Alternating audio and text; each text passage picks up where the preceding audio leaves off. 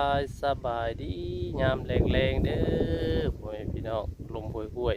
ๆลมฟ้าลมฝนมืดคือมืดกองมาแล้วผมพี่น้องเอ้ยมันนี่ก็เป็นวันศีลใหญ่ฮะมันนี่ก็เป็นวันศีลใหญ่วันศีลดับใหญ่บ้านเฮาเนาะเดือน7ดับใหญ่มื้ออื่นก็เป็นเดือน8เดือนลาวเดือน8ออกมาแล้วพี่น้องเอ้ยบาดนี้เอาก็คือเก่าคือเดิมมาสาบให้สาบหน้าสาบจนกลัวสีเบิดก้าน้ำตาได้ผลเดียวกันเอาก้าของเมน้องเตอร์เพิ่นแล้วก็ก้าของเอาเองกาเบิดแล้วเนาะ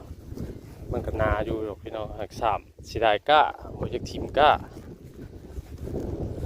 ฝ่าห้องคึกเลยเก่าคือเดิมให้ป้าใหญ่เป็นสาบมาเนี่ยใหญ่ก็ยังเจ็บหัวไม่มืออยู่หัวปูมือเนี่ยเขียดเจ้าโอ้ยโผล่ชาวไร่ชาวนาพี่น้องเฮ้ยทางดำเอาอย่างเงี้ยสามไปนี่เด้อหมู่บ้านเลยก็ยับไปสามหมู่พุทธเอาไปคนใหญ่ลงนี่ก็ถนัดตรงนี้ไม่ได้บัดกายเลยนะฮะอันนี้ได้เนี่ยมาเนี่ยมันฟ้ามันฝนมาเลยผมก็ทางวิทย์มันอ่อนครับก็ยันนั่นว่าดินเข่าบัดนี้เลยใส่เกือบในลงมาหักช่องกระช่วงทีน่าซ้ำน่ะเอาไปพอยเตอร์ได้ยันว่าดินเข่าคนแยกคนน้ำเศร้าสิเนาะไปแล้วไปทั่วบัดมันก็ติดแล้วนะ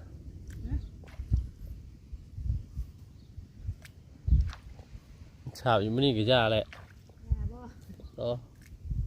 ยาแล้วบดกาเดี๋ยวน้องแม่เตอร์เพิ่นจะจะใส่หน้าผลเนาะ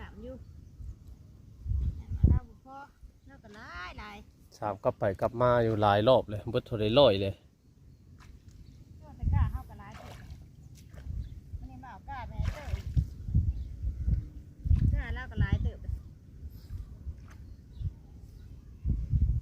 นี่เป็นมือกล้องให้เพิ่นคือเก่า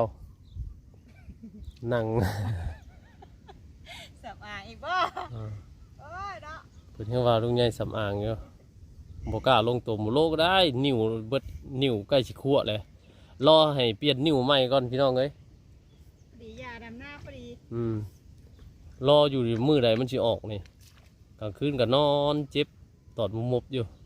เพราะอันต้องข่อยนะแต่เก่ามันนอนบ่ได้นั่นเนาะมันนี่นอนไปซูนมันโดนตื่นเอาขาซูนแท้นะเอาเด้อสิเล่บ่เล่บ่นี่สิหาบกลับไปจ้ะหาบกลับป้านี่เด้อห้องครึ่งเดี๋ยวผมพามืดมาเลยทราบนะว่าชิมจำได้มั้ยนี่นะมืดฝนมาแล้วจีมใช่รถจีมได้ก็ทำดำไม่ได้อันนี้ห้องดำนะได้ดำแล้วมันน่ะหอยกัดดำแล้วก็ดำอีกเนาะดำไปเลยจนบดก้าคือสิได้ก้าเพิ่นนี่สิถิ่มบัดคือว่างามอยู่กาก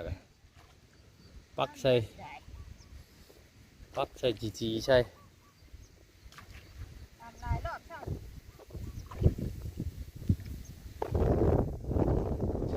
มาแล้วพี่น้องลมป่วยมากเลยผมไต่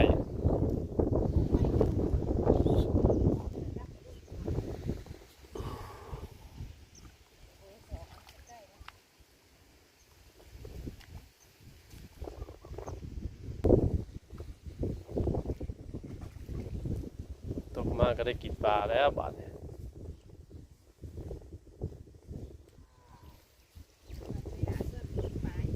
โอ้น้ำปลาเวลาสวดตึกปลาตึกช้างน้ำป่วยต่อจะดูนี่น้ำป่วยลายก็ช่างเลยโอ้ยมาแล้วถึงมาแล้วลมเย็นวอยมาแล้วอยู่น้ำเด็กน้อยกันเด้อบาดเด็กน้อยเฮงมีคนอยู่น้องเขา ม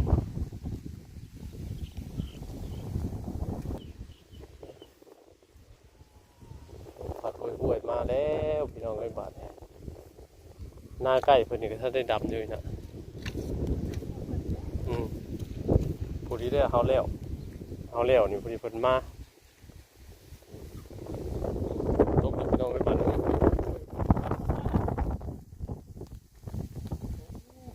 ล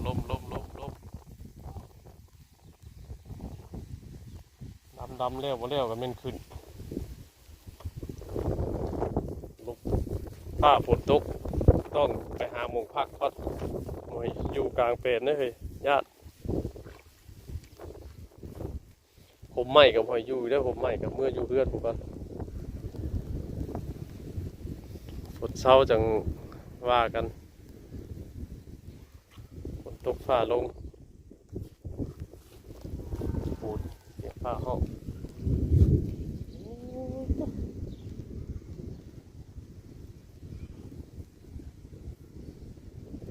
มาแล้วฝนมาเลยน้องเอ้ยไงกับหาลูกหยาแล้วมันนี่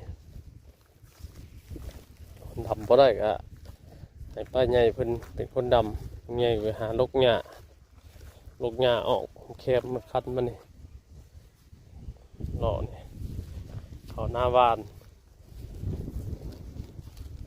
สามไปแล้วกับกระปูกินฮะใช่เอาแคบน้ำแล้วเอาลงหมดเลยจ้ะนะคำดำบบึดนะบ่เอาเค็มน้ำในคอกันนะเลาะคันได้ตัวหน้าเจ้าได้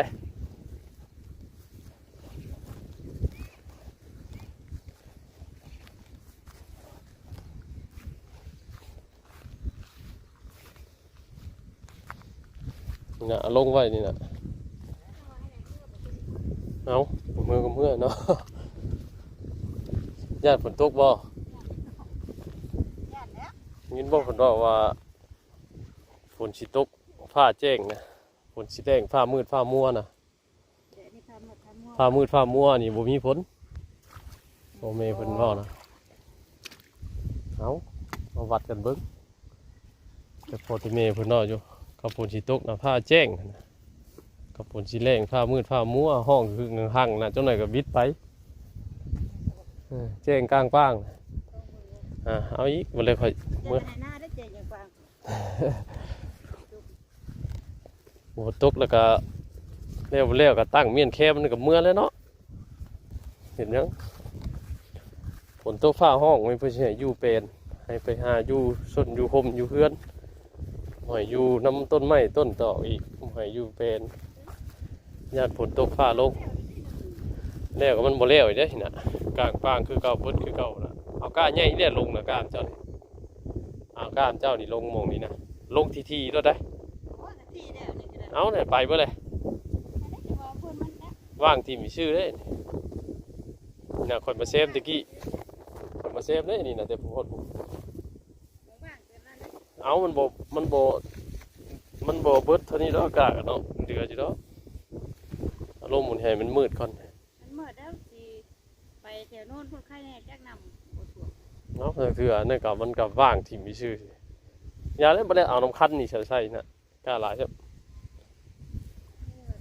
กี่กับว่างอยู่เลยนี่คอยเอาน้ำคั้นนี่ไปเซมเตียวนี่นะเซมไม่ได้มาเลยไปผู้เดียวมองว่างกับผู้เนาะพึ่งอยากยังไป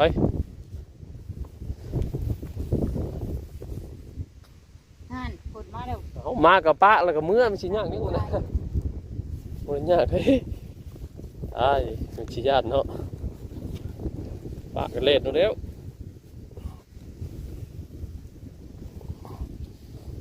กล้าเอาไว้ใส่เอาไว้แล้ว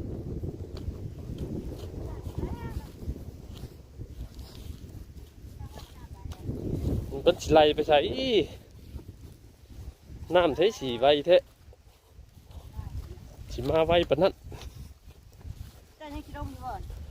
ลงใหญ่แล้วเฮ้ย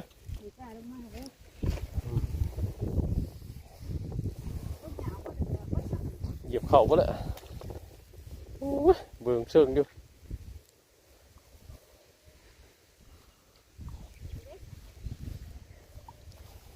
ห้อยตีนห้อยหนึ่งกับเบิดแล้วปุ่นอะลูกใหญ่แน่นี่นะใหญ่หลายถ้ามึงในโลกบ้านนี่กะนกยังนกกันนะนกนี่ออกเบิดฝนได้เพื่อนเนาะ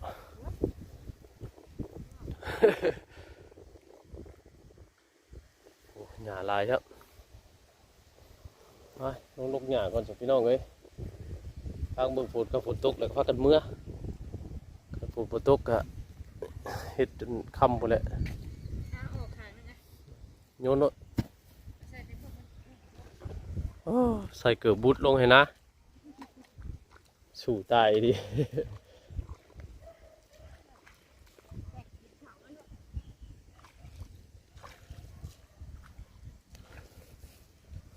โอ้ยมาสาลง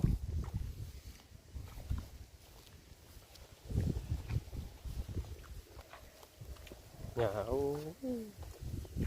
ชื่อยามาว่าสีสีดลองเบิ่งว่าทางโน้นมันนี่ว่ายาสีสีดทางโน้นมันลองเบิ่งว่าเอาลูกแต่ทางน้ำมันนี่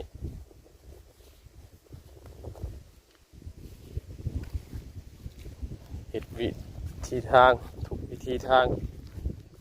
สีจังไดอะไรพวกนี้หยาพี่น้องเอ้ยโรคบ่ไหวมันที่เขาหน้าบ้านเนาะมันดูมีช่องที่ให้อันลงไปลกเลยหญ้ากับเขา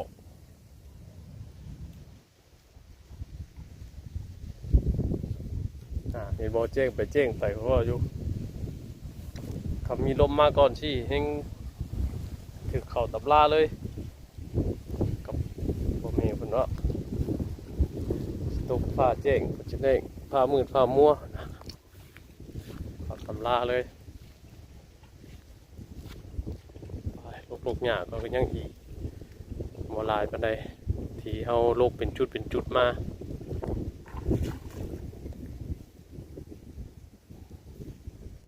มาแล้วทางบ้านผม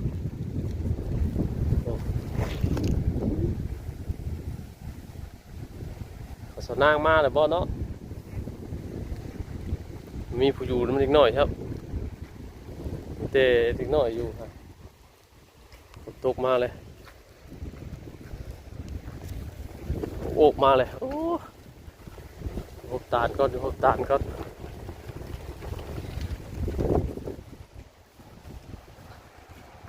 ว้ายตกอีเตอร์นี่ว่าแต่วันนี้ตกผ้าเจ้งไรผ้าโบเจ้งผ้ามืดผ้ามัวก็ตกคือกัน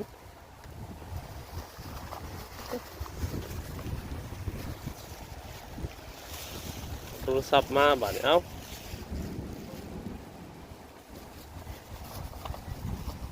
สับป้านยังใช้ถุงยางไม่เปิดก็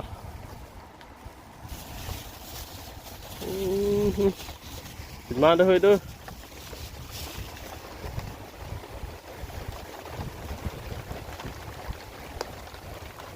แล้วตกแล้วบาด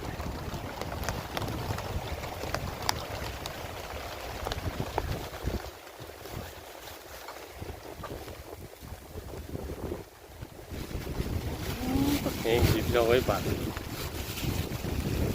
จะได้กินปูกินปลาแล้วบาดนี่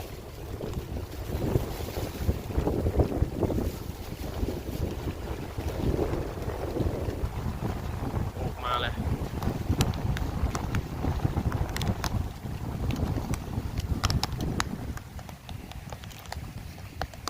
โอ้ฝนตกอยู่บ้านเลยบ่ฮอดพี่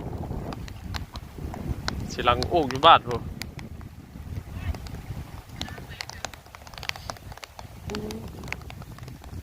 เร็วเร็วแล้ว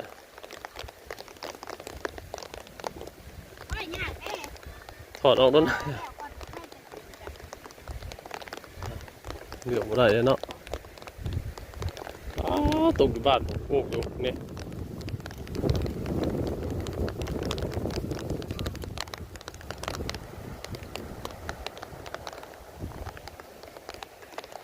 ฝนตกบ่ทั่วฟ้าตกอยู่บ้านอยู่พี่บ่ฮอดเมื่อวานเมื่อก่อนนี่ก็ตกอยู่บ้านโคกประวายโอ้โอ้กู บัดอยู่ทั้งบ้านเฮาใกล้ๆกันน่ะบ่ตกอันนี้กันน่ะอยู่ทางบ้านบ่ตกมาทุ่งนานี่หยาดแป๊บๆอยู่ทางทุ่งนาบ่แห้งปานใดอยู่ทางในบ้านบ่แห้ง